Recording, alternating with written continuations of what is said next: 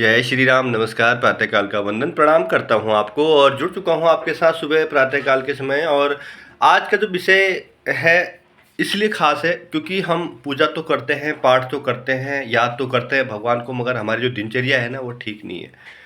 प्रातःकाल हमें एक इस तरह से कार्य करना है कि हनुमान जी प्रसन्न हो जाए। और हनुमान जी को प्रसन्न करने के लिए बहुत सारे उपाय हैं और छोटे छोटे उपाय आपके जीवन में खुशियां भर देते हैं। अभी मेरे एक कल दोस्त का फ़ोन आया कि आप मैं हनुमान जी की पूजा तो करता हूँ, आपके अनुसार सारे कार्य करता हूँ, मगर उसका फल नहीं मिलता। मैं बोला फल क्यों नहीं मिलता? बोले कि फल मिलने से पहले ही कुछ नुकसान हो जाता है। मैं बोला क्या करते हो आप?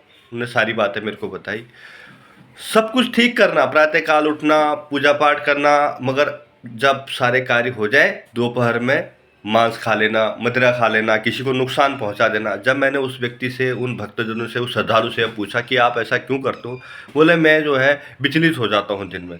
मैं उनको यह उपाय दिया। क्या उपाय दिया आपको विस्तार पूर्वक बता रहा हूँ। बात यह है कि जब भी हम पूजा पाठ करते हैं हनुमान जी की शरणागत होते हैं, क्योंकि हनुमान जी सुंदर कांड का पाठ, हनुमान चालीसा का पाठ आप जब भी करते हैं, हनुमान जी वहाँ किसी भी रूप में आ सकते हैं, किसी भी रूप में आ सकते हैं और आपकी रक्षा कर सकते हैं। तो आपको इस बात का ध्यान रखना है कि हनुमान जी की जब पूजा कर रहे हैं, पाठ कर रहे हैं, उस दिन आपको विशेष तौर पर मांस, मदिरा और लोगों को नुकसान नहीं पहुंचाना। किसी भी प्रकार का नुकसान आप पहुंचाते हैं तो वह नुकसान आपको पहुंच सकता है। अच्छा कार्य कर रहे हैं आप, जीवन में आपकी खुशियां आ रही हैं, विघ्न बाधाएं दूर हो रही हैं, तो आपको मंगल कार्य करने होंगे। मंगलवार के दिन और शनिवार के दिन और प्रतिदिन आपको कार्य यह करने हैं कि विघ्न बाधाएं दूर करने के लिए आप पूजा पाठ तो कर रहे हैं, हनुमान जी आपकी रक्षा तो कर रहे हैं, मगर एक बात का आप विशेष तौर पर ध्यान रख रहे हैं। सारे कार्य आप करते हैं मगर कुछ 100 में से एक कार्य आप गलत कर दे तो सारी जो आपकी सिद्धियां हैं वो समाप्त हो जाती हैं। इन सिद्धियों को प्राप्त करने के लिए हमें क्या करना चाहिए? हमें यह करना चाहिए कि हमें सदैव सदाचारी रहना चाहिए। मांस का तो मैं विशेष तौर पर जिक्र कर रहा हूँ, और किसी को तंग ना करें। जिस दिन आपका पूजा पाठ करते हैं और अपना जो व्यवहार है बिल्कुल संतुलित बनाए रखें।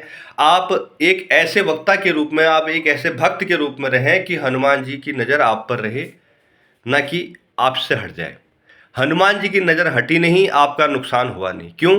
क्योंकि आप गलत कार्य शुरू कर दें तो हनुमान जी की नज़र हटी तो आपका नुकसान होना तय है। तो मैंने उन भक्तजनों को यही बताया।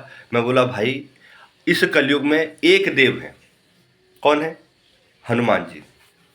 ये हनुमान जी यही देव हैं जो हमारे रक्षक बने हुए हैं और सशरीर कलयुग में अवतरित हैं। शायद आप देखते होंगे जो सच्चा भक्त होता है कभी कभी उसके शरीर में चिंगारी सी आती है जब हनुमान चालीसा का पाठ करता है, या कहीं पर भी कोई गलत कार्य होता है तो उसके रोंगटे खड़े हो जाते हैं। तो ये हनुमान जी की शक्ति का प्रताप है, हनुमान जी का आशीर्वाद है, हनुमान जी का ही बल है, हनुमान जी का ही ताप है, हनुमान जी ही सारे कार्य करते हैं।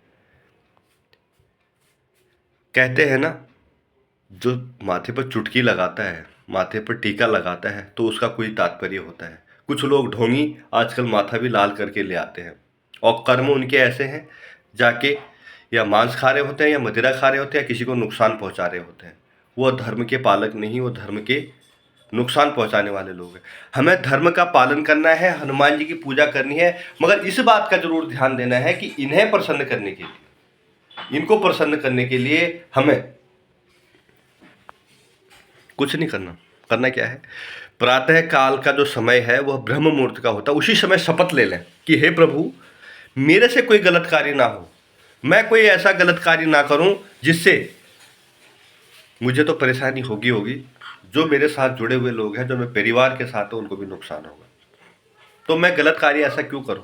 मैं तो अच्छा कार्य करूं जिससे मुझे कष्ट ना हो, मेरे परिवार को कष्ट ना हो, हमारे भक्तजनों को कष्ट ना हो, किसी अन्य को कष्ट ना हो।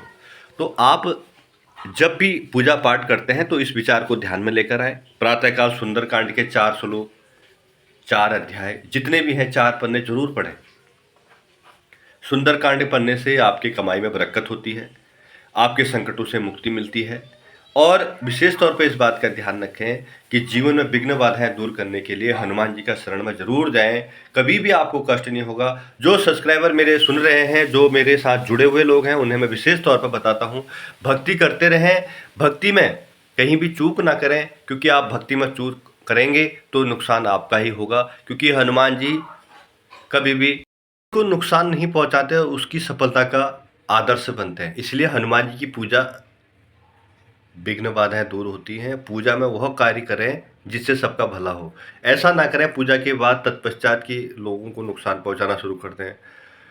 दूसरों का मीट लाकर घर में बनाएं, मांस घर में बनाएं, जिससे घर का माहौल खराब होता है। और इस बात का विशेष तौर पर ध्यान रखें कि जो भी सुन रहे हैं भक्त हमारे, जो भी मेरे से जुड़े हुए लोग हैं, भक्ति जरूर करें, मगर भक्ति के बाद ऐसा कुछ ना करें कि भक्ति बेकार हो जाए। बहुत बहुत धन्यवाद। नमस्कार। आपका दिन शुभ हो, मंगलमय हो। जय श्री राम।